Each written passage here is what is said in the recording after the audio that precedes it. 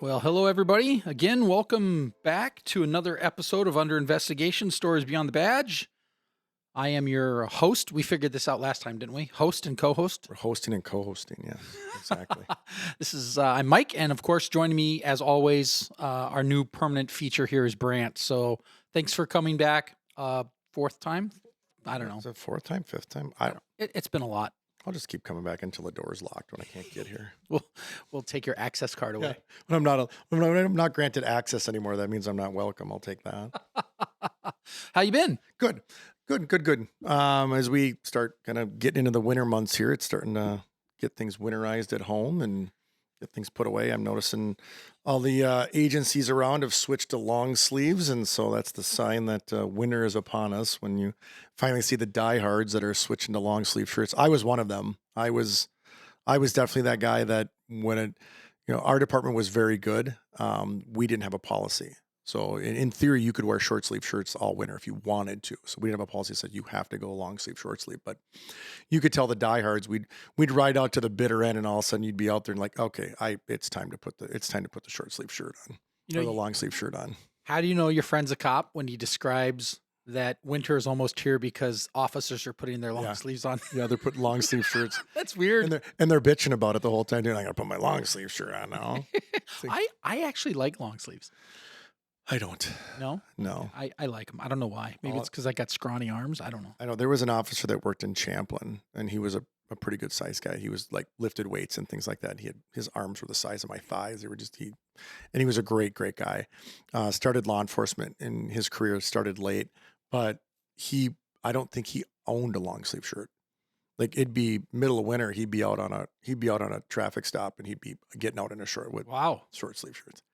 I don't know if that's brave or crazy. He was just diehard. He'd get out, walk up to the car, and everybody's like, and he had a jacket if he was out like on a crash or something like that, but he wasn't like Neanderthal. But I never, I honestly don't ever recall seeing him in a long sleeve shirt. And because, like I said, his arms were so large that he was like, I don't have that problem. Yeah, I definitely don't have that problem. But yeah. So what did you think of our last guest, Ryan? No, it's always, and I think I said it when he was here too. I think it's always interesting because, you hear stories, especially, I think we talked about a little bit too, you and I both talked about seeing his story through the media. And of course, that's all you really know going into it is what you see in the media. And so, which we all know is 99% of the time BS. Oh yeah. Yeah. 100%.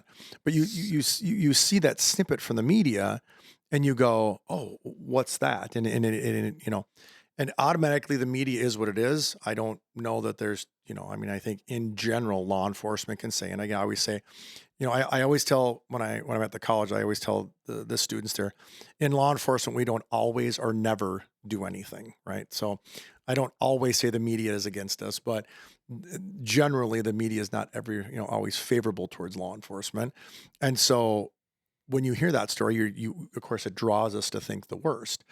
When you sit down and listen to his story, and when you sit down and listen to what he went through and how early in his career and even before his career that he had some struggles and some difficulties and things like that.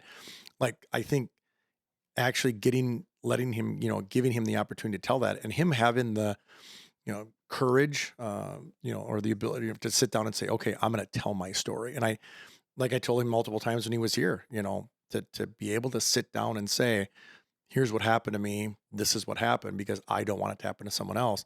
I think that is, we all know other officers that are out there that are probably going through the same struggles that I just couldn't bring themselves to say, yeah, I'm going to sit down and talk about it. We're cops. Cops have a hard time talking about stuff anyway, let alone stuff that is going to be, this is what happened in my career, or this is the termination of my career or things like that. So no, I think it was really good. Like I said, I like giving opportunities.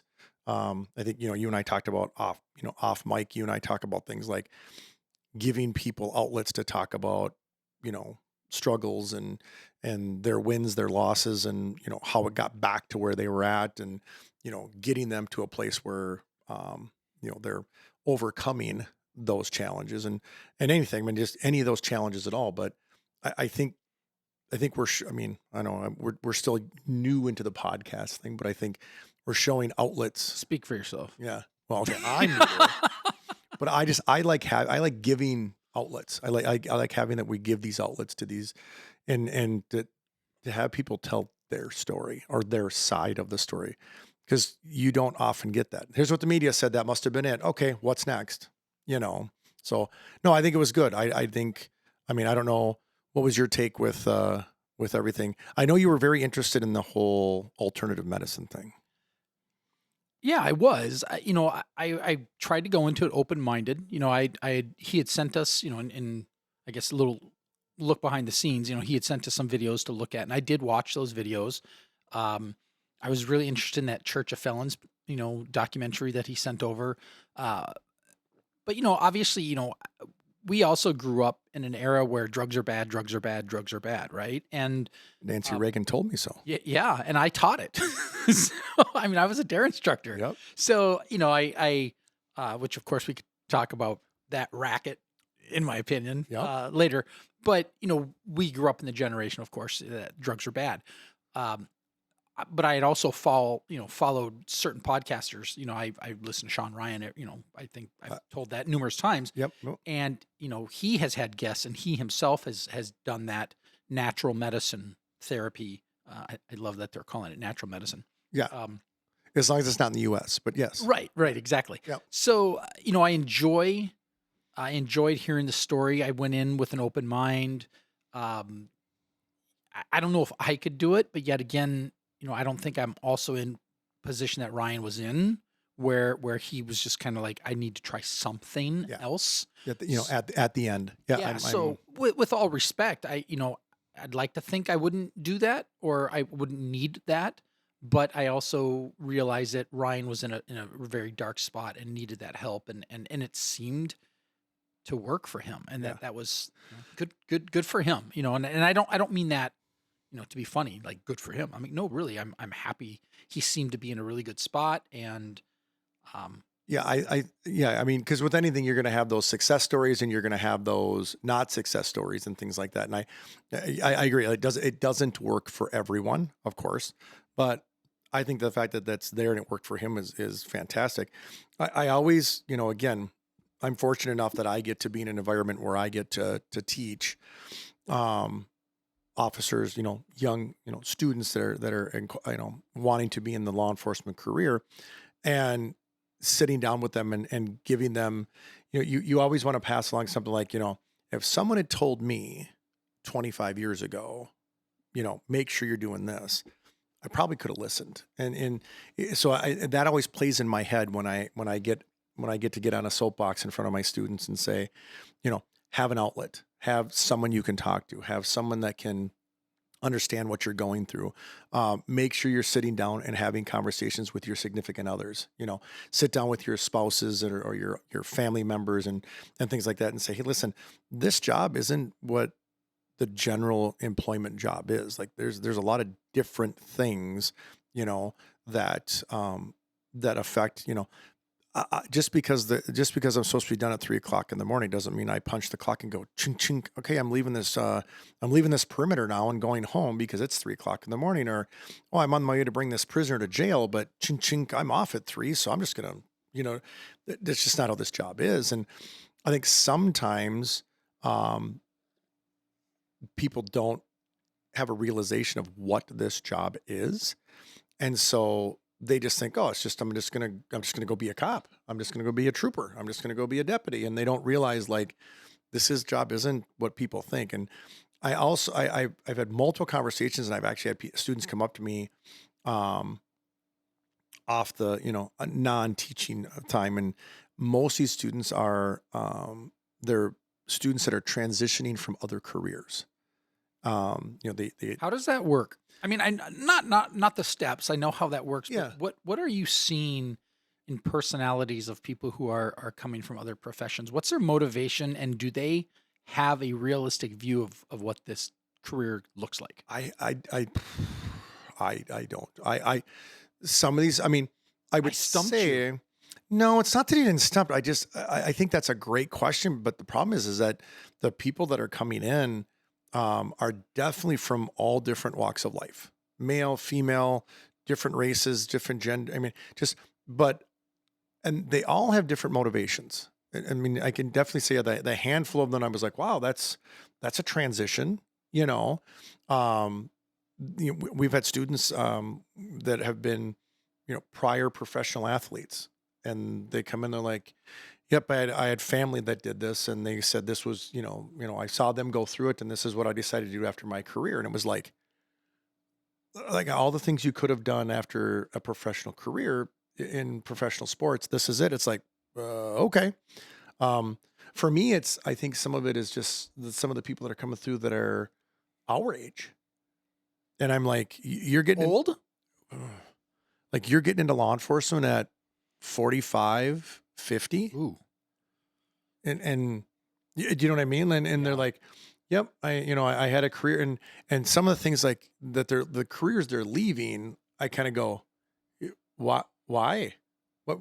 Why would you do that?" It's like, why are you leaving finance or Yeah, whatever, yeah. and Actually, getting into this? one of the students I had, this was last year, but there was a student that came through and was in finance, and was like, "Yep, I got sick of and I did say, I'm like, why?"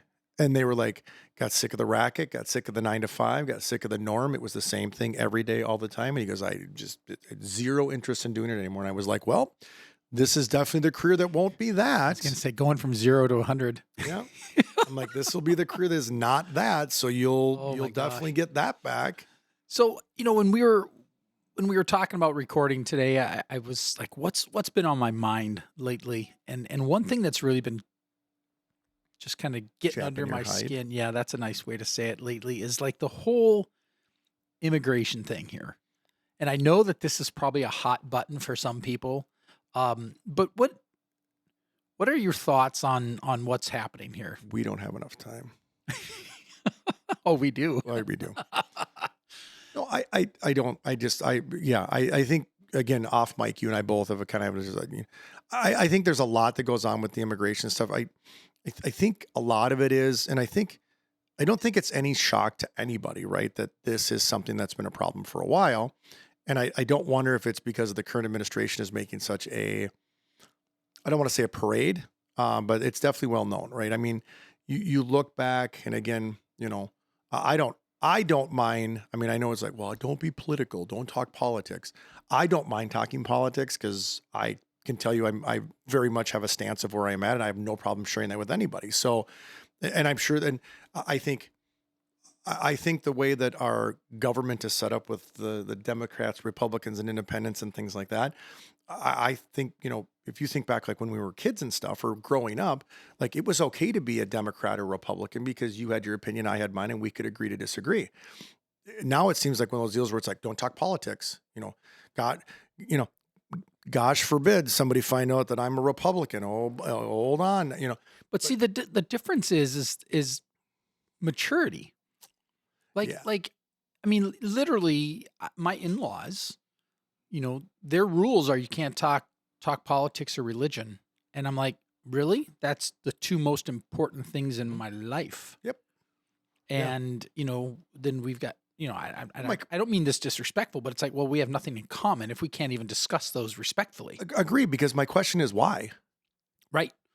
If we can't, because I've had many discussions with people who are on the Democratic side of arguments, because I'm very much. I mean, I make it very well known. I'm very much a Republican, and and granted, there are certain things that within any party, I'm like, well, I don't really like that my party does this, but I do like all these other things. So I think in general, right, that's the side I fall on.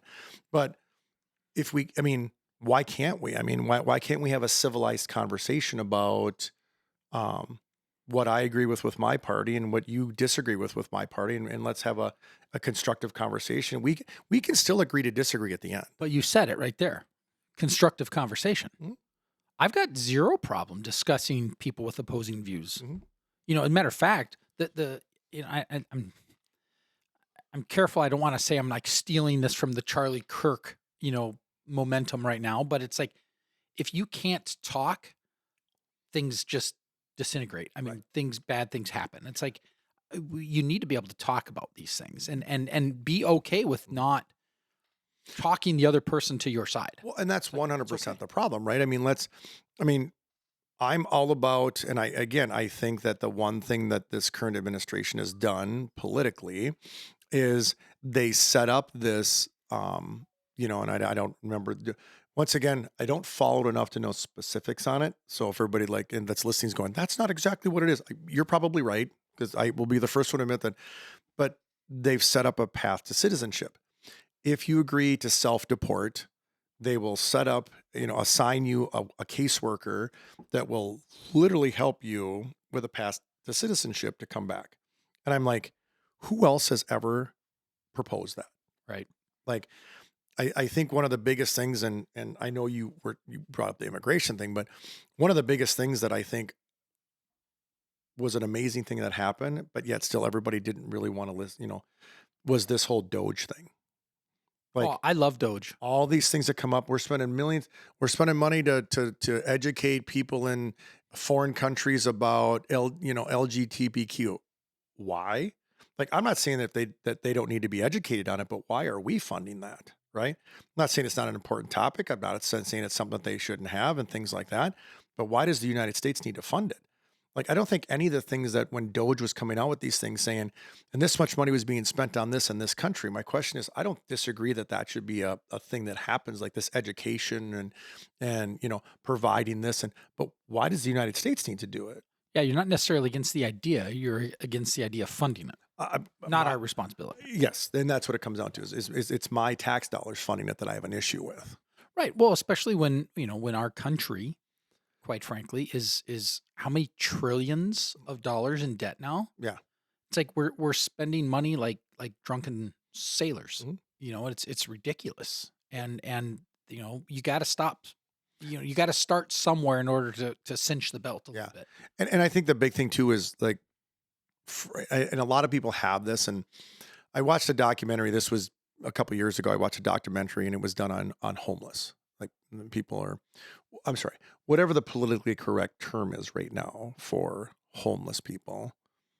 I you know Displaced I housing was or gonna say something. there It's is. I know. something, right? I know there's a term. Okay, I'm just not because I'll very. get it politically correct. If there's a politically correct term, I'll get it wrong. Just so we're clear right now, right? I will absolutely get that wrong. But whatever the politically correct term is for homeless people, um, there was a documentary that was done a couple years ago, and I don't recall. I was flipping through channels. It came on. Don't ask me anything about it, but they were talking about homelessness and things like that. And what I think a lot of people don't realize is I 100% think that we should be taking a bunch of this money that's being sent overseas for silly things or things that I would deem to be silly or that the American people would deem to be inappropriate and take that money and start helping these homeless people. What I don't think a lot of people don't realize is there's a lot of people out there that choose to be homeless. Oh, absolutely. But I think, Oh, we know that uh, because we've dealt with it. yeah. Oh, You know what absolutely. I mean? Like, it's like, hey, do you want a hand? And they're like, no. Like, I don't want a home. I like living the life I'm living as long as I'm able to provide this. But I was shocked because at 40 some years old, I'm watching a documentary saying, wait a minute, you choose to be homeless? Like this is a choice. Like if somebody came to you right now and said, I'm going to give you a home and this and this and this and this, and your response is no thanks. Like I was like, what? So, but I still think those that need help, they need the help, right? Like one of the things that still just in the back of my mind just blows my mind is we have this was prior to the previous administration of our presidency, but The previous administration, we had the Sleepy Joe. yeah, but we had all this stuff that all these hurricanes that came through and wiped out, in Tennessee and North Carolina, South Carolina, just devastated these cities. And what we did what to help these people out? I mean, minimum. I mean, that should have literally been millions of dollars that we should have just stepped forward and said, and that is what FEMA should have did. FEMA should have. I mean, if we're going to keep FEMA should be the organization that walks in and says, you know what, we maybe aren't going to give you $20,000, but we have contractors and we will build you a new home we'll build you a new barn for your, livestock. I mean, there's got to be outlets to say, hey, we're not just going to hand money out like it's water, because we found in history has shown that that doesn't do us any good. So we're not just going to start giving money away. But on the same note, if we have contractors that say, hey, we're going to contract you to do this, this, and this, and it's going to be oversighted by FEMA, we'll build you a new house or we'll build a new neighborhood. I tell people all the time, I worked up on a reservation. The reservation did a very, very good job of taking care of them, taking care of each other. And the reservation would literally build neighborhoods. They would come in, they would bulldoze a city or bulldoze a street in. They would do all the infrastructure, and they would build these homes. And it was tribal housing. You could live there for free. So not to not to completely counter what you're saying, but I had the exact opposite experience when I worked on the reservation. So the year that I started, I can't remember if it was the BIA. Yeah, BIA. Bureau of Indian Affairs. Yeah, I think it might have been the BIA that came in and they built a bunch of on slab houses, Yeah. like modular homes. Yep. Tribal. Yep. Put on slab, and they were brand new. Like when I started, they were just starting. People were just starting to move into the housing, and it was very nice. Modular homes, but Yep. nice homes. Yep. Yep. And within a year and a half, most of them were vacant and they were stripped bare. Really? Oh yeah. I mean, like copper was pulled out, windows, siding, water heaters, doors, everything. They were just trashed. Just gutted. Gutted. And it was, I want to say it was amazing because it was, we're That's talking 25 crazy. plus years ago. Yeah, so. no, but same thing. I'm not 25 years ago, but yeah, seeing it. So that's interesting. So there is both sides. Yeah. There is both sides. But I think my point of that is that the tribe didn't walk in and say, here's $25,000. Correct. The tribe walked in and said, here's a $25,000 house Correct. that No, you I can get live that. in for free. And I like that side of it. I think that's something our government needs to, because throwing money around, as we've seen and we touched on it briefly off mic too, all the corruption that goes on with money. We do right? a lot of stuff off mic. When We should we probably start- do more on right? mic. But when you start just handing money out, when you just start handing money out or giving outlets that have not been vetted, and we're just going to give money away because we think they're going to do it, right? That money just disappears, and that's an issue that I have, is when we just give money away. I think it should go back to providing services, and I think once again, there's a lot of stuff that we do is, why does government need to be involved in so many things? Like once again, hot button, but I'm all for getting rid of the Department of Education. Oh, 100%. I don't, this, 100%. that is the most the highest expended, just money that is It's literally bloated. being just pissed away. No, Just, I'm with you. I'm totally with you. and I think it should go back to the states. And I think that should, let the states figure out either take that money we're spending there, divide it out by all the school districts, and all these school districts that are struggling. That's where the money should go. I don't think I'm all about taking the money from the Department of Education on a federal government side and looking at every school district in the country and coming out with a reasonable number that says, hey, we were spending this many millions, if not billions of dollars on the Department of Education. And guess what? Now every school every year is going to get a kicker. Yeah, the way I've kind of framed it when I've talked about this is we don't need a national suggestion Mhm. for a regional problem, Correct. or not even a problem, but like a regional issue. Yeah. Minnesota is different. The needs of Minnesota are different than the needs of New York. Correct. And I don't want some bureaucrat in Washington, D.C. saying, hey, you need to do this, this, and this, and this. I've got issues with Minnesota Department of Education as well, too. We homeschooled our kids, Mhm. and I'm glad we did. We live in a pretty conservative area. As a matter of fact, our county, I think, is considered the most conservative county in the state. But there's some stuff going on in our local schools that I'm just like, ooh, no. Yeah. So I'm not giving a free pass to the local Department of Education as well, because some of these mandates that are being pushed, even from our state, are a little questionable at best. But my kids are adults and grown up, so I don't have Yeah. to worry about that. But it's sad because then on the other hand, I'm like, well, not my problem. Yeah, and I don't think you're ever gonna like 100% like lock it down and be like, oh, this is gonna be the best way to do it. But you definitely have to pick and choose like what I mean. I just don't think we need a federal level, right? Same thing. Like I don't think that we need a federal FEMA. Every county in the state, at least the state of Minnesota, has their own emergency management That is true. director. That is true. So why don't the emergency management directors within the state work with each other? And if there's a disaster, they get together and work together. Once again, let's take this FEMA money that once again, I think is being spent in it, and if you want to keep FEMA around just as a more of a supply chain resource, that's one thing.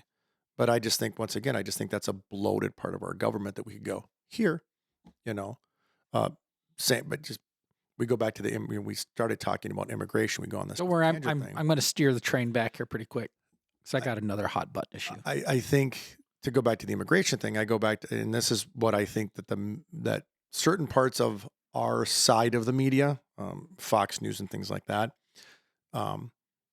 Obama deported to date more people than Trump has. Oh, I know. So I know. Yeah. but why wasn't it an issue when that was happening? Well, it was an issue, and everybody knows why, right? Whether we acknowledge it or we don't acknowledge it, everybody knows that it's because it's not in the media, right? It's an out of sight, out of mind thing, and that's a lot of things that happen behind the scenes. I mean, there's things that happen every day that people don't realize it's happening. If all these ICE raids went down and they weren't publicized, no one would know.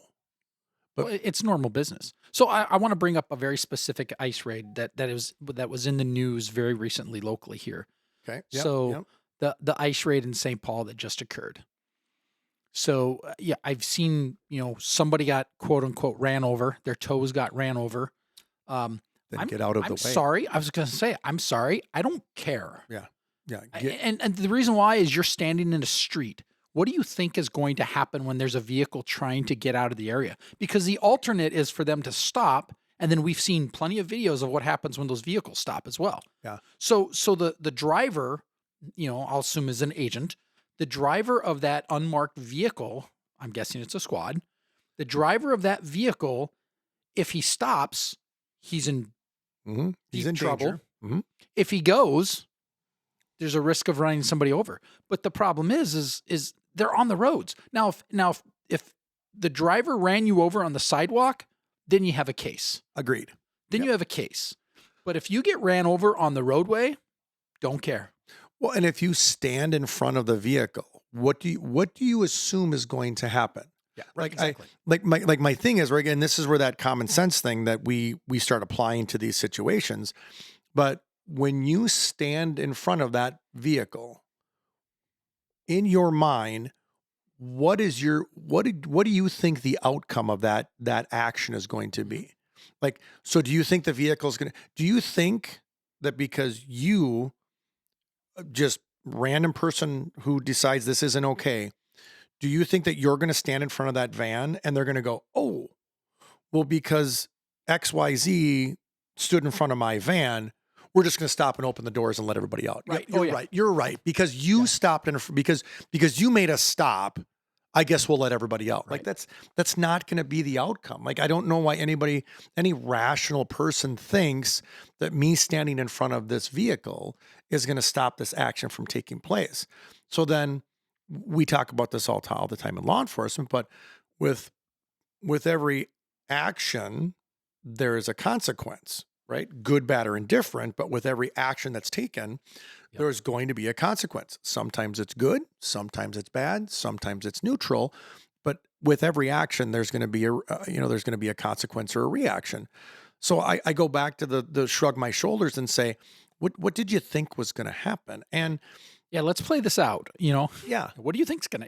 I'm 100% in agreement with you.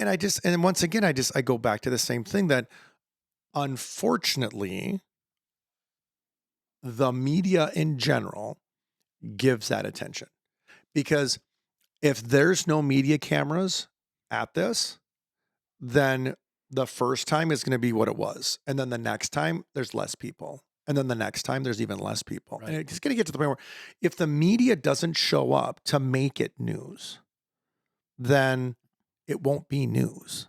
Yep. Because once again, we go back to the fact that previous presidents, and not just Obama, but other presidents too, have done this. This deportation thing, boys and girls, has been happening for decades.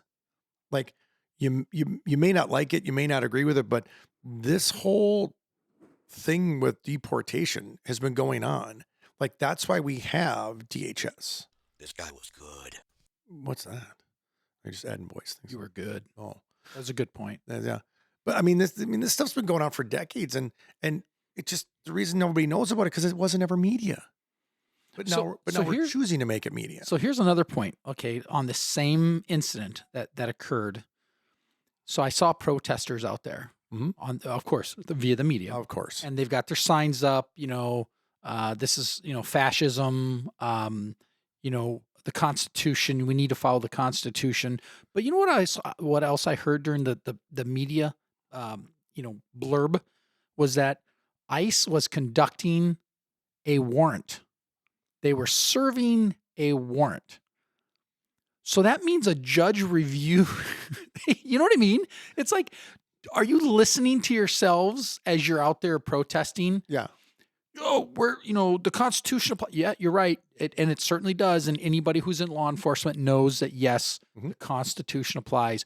Do you think they're just randomly going, hey, let's go to this business and grab every single who we think is illegal and round them up? Yeah. There's an investigation going on. It wasn't like they just drove by and went, "Hey, let's stop in there." They had, if a judge signed off on it, they obviously had probable cause. So they had to convince a member of the judiciary branch. Okay, I could really Yeah. nerd here. Oh, and yeah, go yeah, into yeah. separation of powers, but they convinced a member of the judiciary branch, aka a judge, to sign off on this search warrant.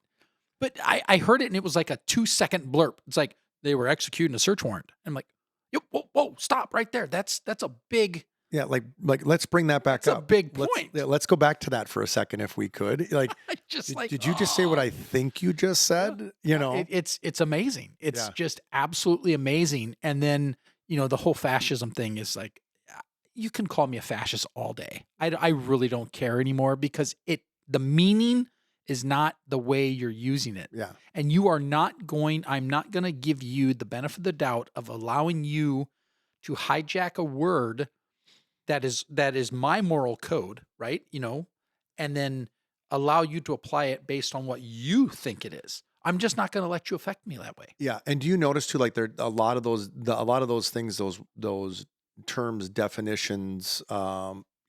They're getting spun around and used against us and things because I have an opinion against something else. Well, then you must be this, or you must. Oh, absolutely. You must be racist. You must be a fascist. Or you must. It's like, what happened now? Like, hold on. Like I definitely think that there is. I mean, I get where that is, and I think that's another, like we were talking about the hot button stuff. Like that's another hot button thing for me is like when you take a definition and you go, well, you're racist because you think that these people should be deported. No, It has absolutely nothing to do I with didn't that. ask about their race. I didn't ask about where they were being deported to or why. My thing is I go back to what has been previously stated about this, which is why are these people being deported? Why are these people, and I think the big thing is that across the country, and you're 1,000%, every one of these raids is done with a warrant. And we've all watched many, many episodes of Cops. And what's the bad guy always say? Do you have a warrant? Or come back with a warrant? Or, things like that. Everyone across the country, right? Just so everybody understands, across the country and every state, whether it's California, whether it's Minnesota, whether it's whatever state you want to bring up, there have been warrants issued by judges that have authorized this to happen. Yep, absolutely. So it isn't like you said. It isn't like the ICE officers. Let's stop here. Yeah, just randomly went, "Oh, let's stop into that warehouse and see what we come up with." That's not true, and I think a lot of people forget that stuff. Like they don't comprehend. Like we have a process in place, and these processes have to go through a certain a procedure. And we know this from a law enforcement standpoint because we've had, at least I know I have, we've had warrants that have been denied by judges. You know, you walk into a judge, oh, Your Honor, hey, I've got this is what I've got, blah, blah, blah, blah, blah, blah, blah. Oh, I've had a few warrants turned Yeah. down. And the judge goes, yeah, I don't think you got enough. And you're like, Absolutely. What? What do you mean I don't have enough?" And you're like, "Well, you don't have enough." And you're like, so it I mean, so again, from those of us that are in that law enforcement capacity, like we know the difficulty in securing a legitimate warrant. And so securing that legitimate warrant is definitely there are certain criteria that have to be met for that warrant to be issued. And when judges sign off on it, that means you've met that criteria. So it isn't like like I said, we talked about just it's like the ICE officers just randomly showing up, you know. And I don't understand. Once again, I think this is just the direction of our state. But when the media provides the attention, right? And refer back to anybody that's got kids, right? And my wife and this is where I love my wife to death. This is no, not Are but. you going to spill some tea here? No, this is great. We both, as our kids were growing up, we would not allow our children to have tantrums. We'd walk away. And so, I mean, I can honestly tell you there was a J.C. Penney's in Coon Rapids where my son had like a complete meltdown, and we left him 4 aisles over. See you, bye. That's what it was. And everybody's like, "Well, you went back and got him." No, I didn't. I mean, we never lost sight of him. You know, we weren't just when he had this meltdown, we weren't going to engage, and we just walked away. It's the same thing with the meat because he realized nobody's watching him. Right. Nobody cares. Spending that energy for no reason. Yeah. And all of our children learn quite rapidly that the tantrums just didn't work. Every kid's going to be a kid. We get that. But when you engage and you allow that to happen, if you feed that, then it's going to continue. It's going to perpetuate. It's going to happen more and more and more. That's what's going on right now. And again, it's kind of a strange analogy, but if we keep letting the media go to these things, which we're going to, whatever, but if the media keeps saying this is news and they keep broadcasting as news, then those protesters who are going, hey, if we go out, we're going to be on the news. We're going to get that attention. And if we keep allowing that, that's what's going on, is that these people are going to these protests and they're protesting and doing all these things because they honestly believe they're going to get the attention from it. And that's the part that really is just, if we don't give the attention, they're not going to, it'll fade away.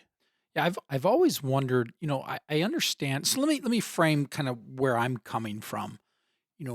I don't think it comes as much a surprise that most, not all, so I'm generalizing here a little bit, but most people who go into law enforcement are generally rule-minded people, right? I mean, we're enforcing the law, there's certainly, honestly, there's been laws that are on the books that I don't even agree with, but I have to enforce the law, as it is written. Absolutely. So kind of that's my frame, right? But when I see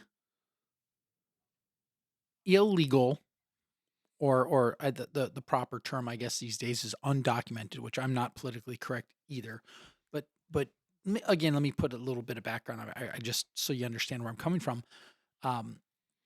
Early in my career, I was an SRO in my current employer, and I ended up carpooling with a person who worked at the school as well, and they were a naturalized citizen. Well, they went through the process, Yep. basically. So he told me that the process to get in took him about 7 years, and he had to agree to certain terms. Meaning, I'm not 100%. I don't remember the exact, but it was a certain amount of time. So he had to get a sponsor, and then there's a certain amount of time that he had to agree that he would not apply for government assistance, and it was like a period of like 5 years or something like that. And then he went through the process, and he became a U.S. citizen. And I'm telling you, he was the most conservative, most patriotic person that I know. And he's he's off doing his own thing now. But I always learned that lesson was like, he was so proud of the fact that he went through that process, and he was so proud of the fact that he, became a citizen. And some of our conversations, he couldn't, he was beside himself. He's like, "What, go through the process, go through the process." There's a sense of pride when you go through the process. So when it comes down to me, when it comes to deporting people and all these other things that are hot button issues right now, it's to me, it's about the legality. I don't care about your race. I don't care about obviously we need to take in, and there are these considerations built in, right? If you're fleeing from a war zone, or you're truly a refugee, Correct. but the refugee status has been abused so Which is, much. I was going to say the exact same thing. It's been so abused. And the reality is, and I'll say it. I mean, you're being really nice saying the previous administration, but under the Biden administration, we had no borders. No, We had no borders. I mean, I've talked to people, obviously in my position, I work with different Fed agencies from time to time, and I've had those conversations. And they will tell you the border was not there. no, and I think even they came out and said when they first opened, I mean, it was again, same thing was media. They came out and clearly said, they came out straight out and said, we're opening the borders. It wasn't like it was sandbagged. It wasn't like they tried to hide it. It wasn't like it was something done in a backdoor meeting that they just said. They were proud of the fact that they were opening the borders, and I don't disagree with you. I do have one thing that I like. So in my mind, right. This is, remember I said, not, there's not everything about my party that I agree on. In my mind, I think that 7 years is too long. I mean, while I understand that there should be some investment in the United States and there should be some commitment from you as someone who wants to become a citizen and things like that, I 100% agree with that. But this is where a lot of people are going to go, well, that's how long it takes. Why? I mean, Well, coming, why? coming from someone who was in the military of Just why? the hurry up and wait philosophy, right? Why can't we streamline that? And I'm not saying we do it to, instead of 7 years, it takes 18 months. No, I'm not saying that. But what I'm saying is, are there things that could be done where you could streamline that process? Well, certainly, Or certainly. could you take and say, you know, a lot of the things now, like we do a lot of like our like a lot of the online training that we have, right? And I terrible reference, but my wife and I just got certified to go scuba diving. Well, when you take the scuba diving class online, it's done at your pace. So you can get it knocked out in a couple of weeks if you literally did a training session every couple of days and went through it and things like that. But it's meant to take like up to 6 months, because they want you to take it, read it, learn it, Absorb it. yep, and then apply it. Well, because then you're tested on it, and you have to test to it, test out to a certain standard. And depending upon how well you retain and things like that, you can go through that stuff. So the question is, why couldn't you make something like that? Say, you know what? If you do it at the standard pace, it's going to take you 7 years. However, if you do this and you do this and you're, like the person you're referring to, with that motivation of wanting to get that citizenship, you could do it in 3 years. Yeah, I wouldn't have a problem with You that. know what I mean? Like, and that's my thing is like, I just think we need to have a clear, definitive, like, here is the road to get you there, but does it need to take 7 years to get you there? So here's my next step that I would I'd like to have some conversation on. So the porous borders or the open borders, we're past that. We now have X amount of illegals. It's already here. The floodgates have already You know opened. what I mean? So The water's already flooded in. So I had a conversation. What do you think of this? And maybe kind of peel off of this, but have a process and simply say, okay, look, we know we now have. I mean, what is it quoted at, like 40 million or something like that? There's a lot, It's a and lot. I may be wrong, but so I'll just, for this example, I'll say 40 million. So we now have 40 million unlawful people in the country. We can't just say, okay, we're going to kick out 40 million people. That's just unrealistic, right? Correct. Because we can't. No. We don't have the resources. But what about this? And I've thought about this, is how about simply saying, okay, everybody who is here unlawfully, you have 6 months to do one of two things. get on board and we'll create some kind of visa Mhm. system and just say, okay, you're now going to be entered, you're going to be given this visa. So you come out of the shadows, right? You're now out of the shadows. We put you in the workforce and you're productive. And now you're paying your taxes. You're doing, you're Mhm. working your way towards citizenship. Or within 6 months, whoever's not registered, now we're coming after you. Yeah. Because you would encourage those who are here with pure intentions. Get them, say, look, we acknowledge you're here. We don't want to put our thumb on you and keep you in the shadows. Come out of the shadows. We don't care how you got here. You're here. Yep. Here's this visa, whatever this visa is, but it allows you to work. It allows you to pay taxes. It allows you to come out of the shadows, get your driver's license, become productive members of society. And in 6 months, whoever's left, and guess who's going to be left? Those are the criminals. Correct. Yep. Those are going to be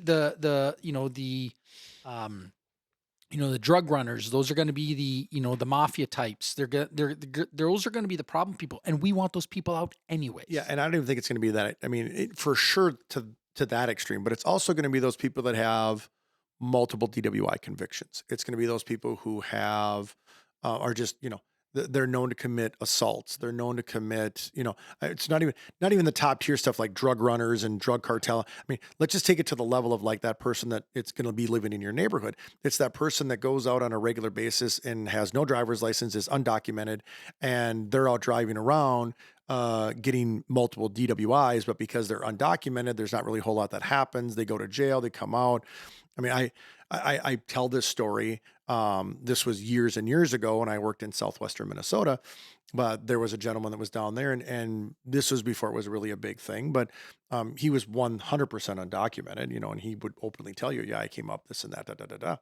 And all of a sudden, one day, I was driving through the neighborhood that he lived in with his family, and all of a sudden, I noticed that he wasn't around. And I made a comment to one of the other people that when I says, "What happened to so and so?" And oh, he got picked up and he got deported, and I was like, "Oh," I'm like, "Okay." And it was maybe 3 months later. I'm driving through the same neighborhood. And I'm driving around. I see him, and he's like at a different part of the development. It was a trailer park, but he was at a different trailer and things like that. And then I had a really good relationship with this person. And I pull up and I was like, "Hey, how are you?" Blah, blah, blah, blah. And he kind of just stares at me. And I was like, and I'm like, I used his name, and he goes, shakes his head no. And I'm like, no, like, I'm like, I know you. I know that's you, right? Like I know. And he's like, "No, my name's blah, blah, blah, blah, blah." And it was something completely different. And I'm like, New identity. what it was Yeah, I can see that. is that he got deported. And then when he came back across, he had, forged documents that were not good. Do you remember the when you'd stop someone and they'd give you what the heck was it called? It was like universal driver's license Oh yeah, or yeah, yeah. The fake ones that came from like Mexico and stuff. yeah. Yeah.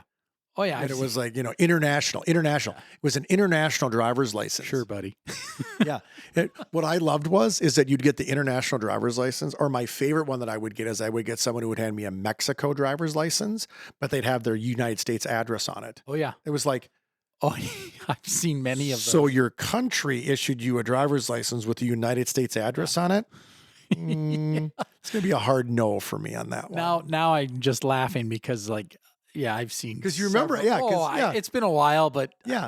is that still a thing? Do you know? I have no idea. I don't know. International driver's license, I'm sure it is. I'm sure it's still out there. I'm sure it still exists. But just it's stuff like that you go, no. But again, I think you're 100% right. The problem, here's the problem, right? That makes too much sense, Yeah, yeah, it does. right? In my So in my because opinion. it makes sense, we're not doing that because here's the thing. Why would I go through that process when the great state of Minnesota already gives me a driver's license and I'm undocumented? But don't worry, they can't vote. But they do vote. Well, I know they do.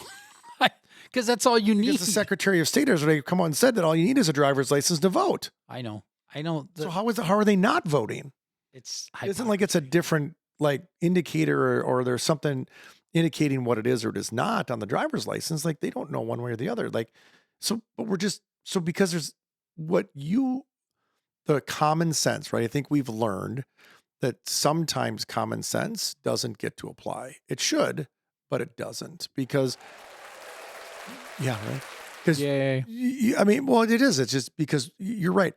Come in and say that because, like you said, those that don't apply for that visa process or whatever we want to call it, those that don't apply for that clearly show there's a reason why you don't want that free pass. They don't want to follow the law. Correct. Oh, absolutely. And those are 100% the people you go I after. mean, I know that sounds silly, but it seems like such a simple, and whatever. If it's Mhm. not 6 months, it's a year or whatever. But do something. We need to do Yeah. something to curb. And make it like you said, or make it a 3-year deal. I mean, make it a 3-year deal. We'll give you a 3-year visa that you can start getting it together. And if you don't, right? I mean, we have things like I read already, right? We have student visas of people that come in from other countries. Absolutely. How would this be any different? It wouldn't be. And tell people if you're actively working, right? If you're actively working and contributing, just like we do with the student visas, if you're actively going to school as a student, then we'll let you stay. But the moment that you're not, then your student visa expires and you need to go back to your own country. Yeah. Same thing here.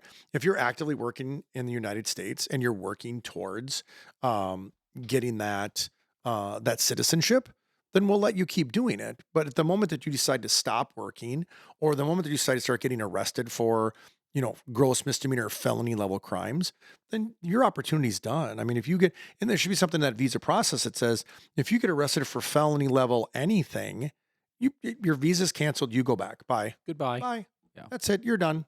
Well, and here's another, not to like completely fast forward, but on the same topic, I'm seeing bills like in California, they just passed a bill, a law now that no law enforcement can wear like balaclavas, like face coverings, and I'm like, well, you know why they're doing that, right? I mean, it's they're doing that so you don't know who they are. Right. And the sad thing is there's a reason for that. They don't want to be doxxed. They don't want to be, you know what I mean? It's like, Yeah. I feel bad for the ICE agents. I actually do because, they're saying you can't wear a mask. Like, wait a second. Every criminal that I see on surveillance video, I mean, I was just looking at one this week on a Right. case I'm working on. They're still wearing surgical masks. Yeah. We know that those don't work. That's a whole COVID conversation we could have, Correct. but we know they don't work. And why are you wearing a mask? Right. Oh, so you can't be. You can be identified. So the criminals can wear masks all day long and not get in trouble for it, but you want to make it illegal for law enforcement officers who are literally trying to protect themselves and their family from being doxxed. Right. You want to make that illegal. And here's the other thing too. Like this is the other part that throws me off a little bit too with that whole thing. The same thing is, again, this is that law enforcement side of me coming out. When has state law ever started to trump federal law? Like I'm sorry. Like when I went to school, I always learned that the federal law will trump the state law anytime. Yeah. And so you can pass whatever law you want, but since they're federal agents operating under federal authority and under federal law, and their warrants are signed by federal judges, I don't think your state law about wearing face coverings is going to apply. Sorry. Well, and it's interesting, they're trying to direct local law enforcement to arrest these federal agents. Yeah. Good luck. I don't know a single local law enforcement officer that's going to arrest a federal agent because they're wearing a mask. Yeah. Really? Well, and I mean, you can try, but I mean, good luck. I mean, once again, I don't understand, just logistically how you're trying to tell me that a state law is going to supersede a federal law. I don't get that. And I only because once again, from my background of educating, I've had multiple students that have come by that have had the face coverings and the head coverings and things like that for religious reasons. Mhm. And now I go back and I say, so wait a minute, so what you're saying now is these people who legitimately have religious reasons for face coverings and head coverings and things like that. These people, just whether people like it or not, these individuals are going out and becoming law enforcement officers. I know two of them that went through through our program, and they currently work for agencies in the metro. And there's these two female officers that I'm aware of, and they are amazing officers, but their religious beliefs are the head, and I don't recall the exact title for them, so I don't want to quote it wrong, but they have the headdress and the face covering because it's for religious reasons. But they are amazing officers. So you're going to tell me that they can't wear those? No, they're not doing it. I mean, that's their religious belief to cover their, and I would believe, especially in the state of Minnesota, if that ever became a thing, that they would make an exemption for religion. agreed. But then, realistically, my new religion requires me to wear a face mask. Correct. That's the workaround. Right. Yeah, There's always a workaround, but that's my point is that, but these are the ridiculous things that we're starting to go, well, we're going to make, I mean, and I know this, right? And most of our law enforcement listeners are going to listen to us or know this, but for those that aren't law enforcement, I don't a lot of people realize this, but a few years back, 2 years ago, about that, the state of Minnesota, out of all the things that were super, super important for our legislation to pass, right? All the bills and all the important things that are important to the citizens of the state of Minnesota. The big law that they passed that the police officers can no longer say, "Do you know why I stopped you?" That's a law. Yeah. They passed a law in I this remember state. that. But you know what I'm saying though? Yeah. Like they passed a law with that with says no we can't. with no No. enforcement ability. No. Yeah, they passed a law with no Yep. penalty. But Yeah. but Because that can does- make somebody feel bad. well, it's Entrapment, I think. was it. self-incrimination Yeah. is what they went with, and I'm like, hold on a second, what now? I forgot about that. I mean, obviously, I don't do traffic stops No, much anymore, but I forgot that. I remember when that passed. And I was like, like here's my thing, like I'm okay with their logic. What? Exactly. What? What? I'm okay with their logic behind self-incrimination. I can get behind Yeah. that. I can support 'cause that. that's constitutional. Correct. And I'm good with that though. And I'm even good if the Minnesota Supreme Court comes back and says, "Hey, don't do that anymore." Right? Like case law is going to say, like, there's tons and tons of case law out there that helps support what we can and cannot do as police officers. There's a ton of case law out there that says that, and I'm all about that. So just come out and say, "Hey, we don't want you saying that anymore." Right? It's unconstitutional. If you start asking people, do you know why I stopped you, and they tell you why, we're going to deem that just when it comes down to the attorneys and stuff, we're going to deem that they tell you what it is, that that's self-incrimination, blah blah blah. Why do we got to pass a law in this state that says you can't? Why Because does there they've need to got be a nothing better law? to do. But they do. They're Well, just I doing know. right. I know. Facetious, of course. Yeah, but you know what I'm saying? I mean, that's the stuff that just gets me too. Is it's just like, so we're going to pass a law that says you can't do that. Like that's the stuff that just for me, I just shake my head at and go, do better. Yeah, well, we could again. That's a whole nother episode. We can talk about It is. our It is. legislature, but it's been a thing. So that's been on my mind lately was the immigration thing and that incident over in St. Paul. I just found myself shaking my head and being like, "Do you guys realize?" Like, look out, look in from the outside and realize what you're actually doing, and like you. Mhm. Opening the onion peel, so to speak, was a really good example of that. It's like, well, let's track this through. What do you think is going to happen? Right. Because if going back to the car, Mhm. trying to stop the car. Okay, you stop the car, and then what? Well, I'll tell you what the cop is thinking is he's about to get his window smashed out. He's about to get drug out of the car. And why do we think that way? Because we've seen it. Because it's happened. So he's in trouble either way. If he goes, he runs the risk of running somebody over. If he doesn't, he risks being hurt. It sounds really silly, but think about after the George Floyd. Remember that semi truck Mhm. I driving do. down the interstate? I felt terrible for that guy. You might know this better than I do, but correct me if I'm wrong. Oh, I will. Didn't the state of Minnesota pass some sort of a law that says you can't block roadways? Didn't we do something about that? Yeah, but silly man, we don't enforce those. But you know what I'm saying though? Like, know. I mean, we came out and said you can't do that I mean, so we came out and said you can't do that. So when you do it, and then the officers respond appropriately, now, now we're the bad guys because we did that. Like once again, I go back to like, what did you think was going to happen? What did you think the result was? And again, big picture, right? Like zoom out, right? Zoom out. If the media doesn't put that on the news, nobody cares. Nobody cares. It's not that they don't care, but it doesn't become what it is. It doesn't become this gigantic. Now, and again, so I might like I said, our understanding is you ran my foot over. You're lucky you didn't get ran over in general. Yeah. You're lucky you didn't break a leg. Yeah. Because like you said, so you stop, right? So that agent stops and says, "Oh, there's someone in front of my vehicle. I don't want to run them over for risk of injury, so I'm going to stop." Well, what happens from there? Well, then they start, we've already seen, right? We've already seen what happens. They throw rocks, they start trying to break out windows. So what does that do? Well, as we all know, right? And it doesn't take a police officer to analyze this or a law enforcement officer to analyze this. What happens next, folks?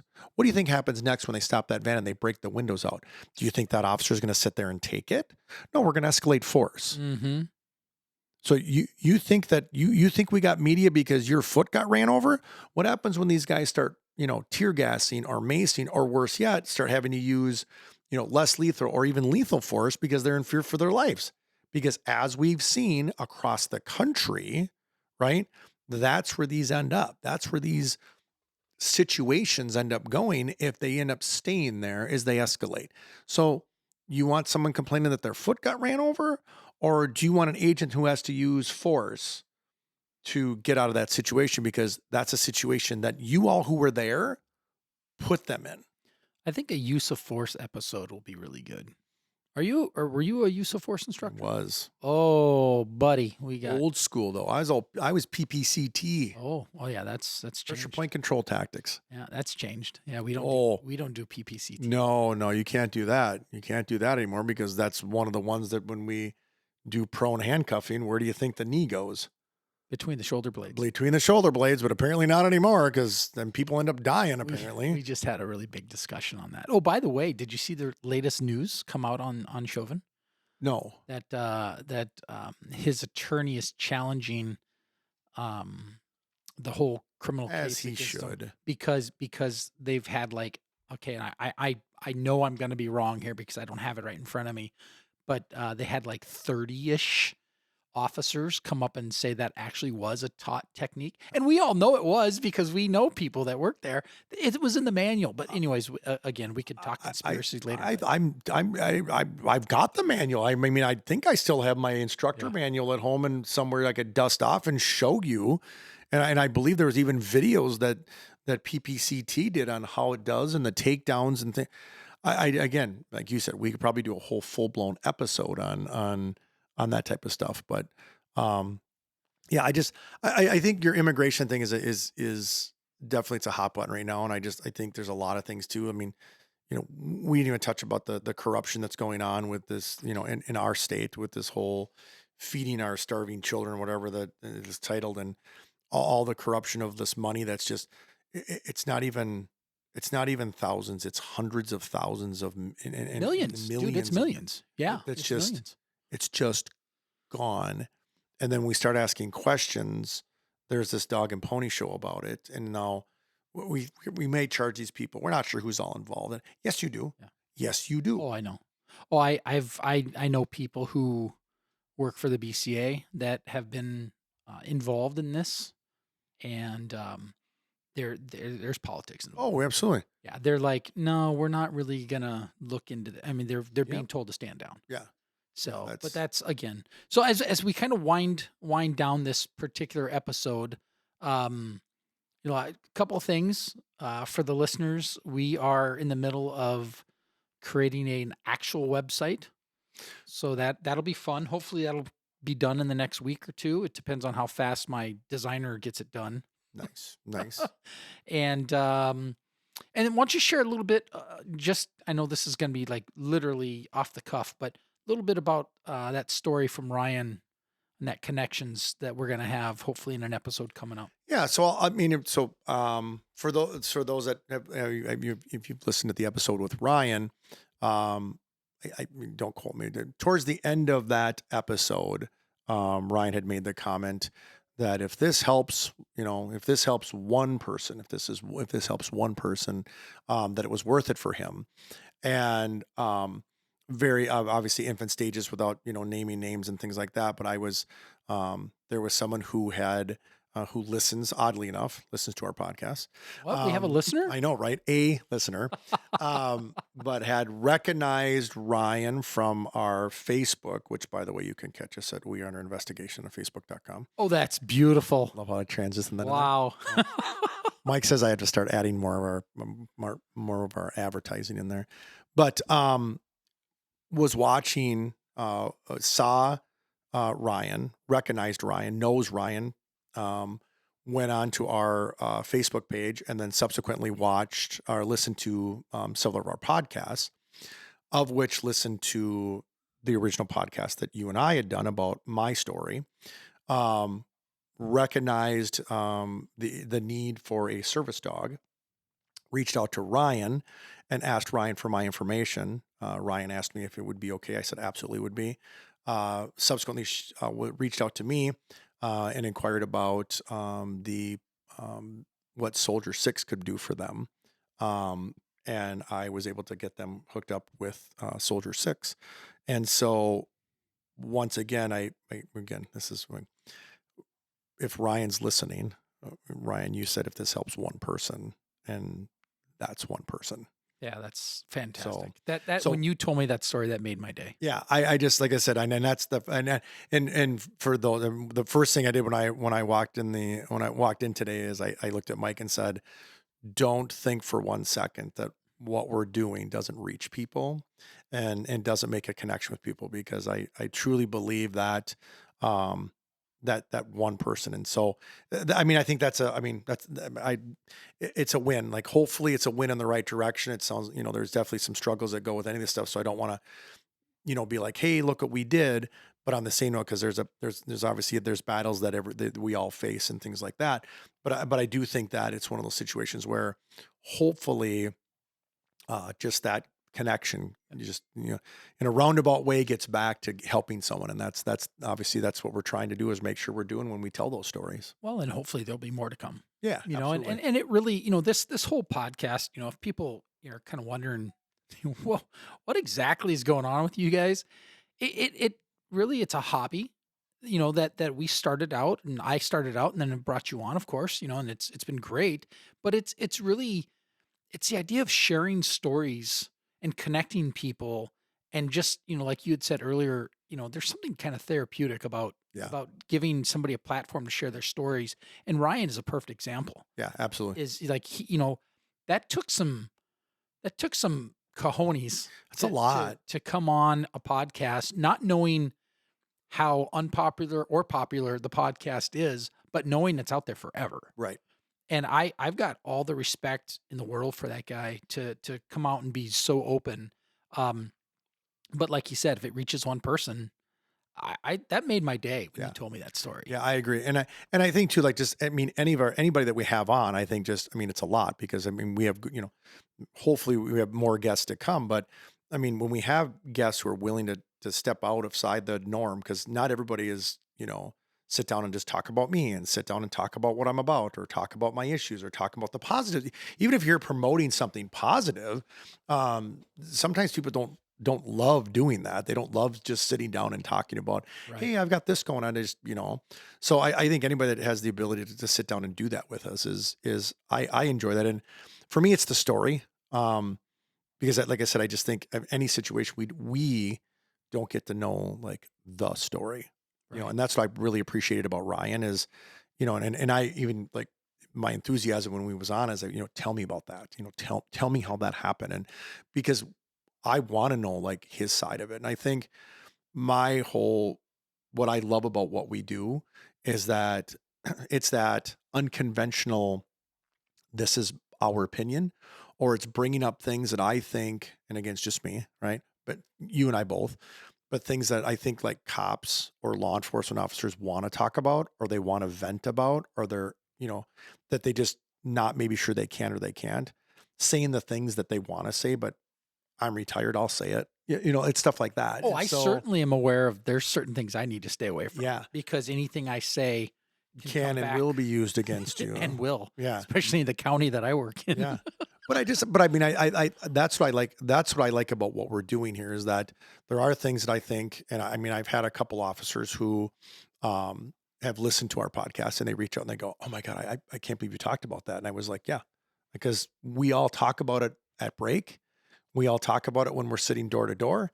We all talk about it when we're done with calls, but it never gets relayed past that because we just know better. We just know not to. But so I like that we have that. I like that we have other, I was telling someone the other day, and once again, I'll put our cheap plug in again. Well, I got ideas for cheap plugs too. Okay. So, I found it, it's, our We Are Under Investigation is easier to find on iHeartRadio. So if you jump on iHeartRadio, and just type in We Are Under Investigation, and then you'll see that there's a couple that pop up, and then you'll see the one that says Stories Beyond the Badge. It's on one of their front pages, one of their top pages. So you can find it pretty easily on that. I also found that, and again, I'm not great at social media stuff, so Mike does a much better job Don't than I forget do. to like and subscribe. That's right. But if you go on our Facebook page and you subscribe to that, then when the new stuff comes out, you can actually just click on the link on the Facebook page and it'll bring you right to the actual podcast. So, I like that we have those accesses that are out there for people to start listening to what we're doing. As always, if there's stuff out there that you want us to vent about because you can't, just drop us a line, shoot us a message, whether it's a comment on our page or if indirectly. But And what if somebody wants to send us a text? Can they do that? I don't know. It's Yes, they can look do at that. Yeah, our text number is 763-634-1210, 1210. There we go. Perfect. Look at that. Well, on that note, everybody, we should probably wrap it up. So respectful of everybody's time. But as always, Brant, thank you for coming out and sharing your opinion about everything. Love being here every time. And once again, if there's anybody else, we also have an email address. It's weareunderinvestigation@gmail.com. So if there's any other thoughts, suggestions, comments, questions, concerns, feel free to email us as well. That way we can get back to you that way as well. Perfect. Well, thanks, everybody. Everybody enjoy what's left of your day. And we appreciate it. You take care of yourself.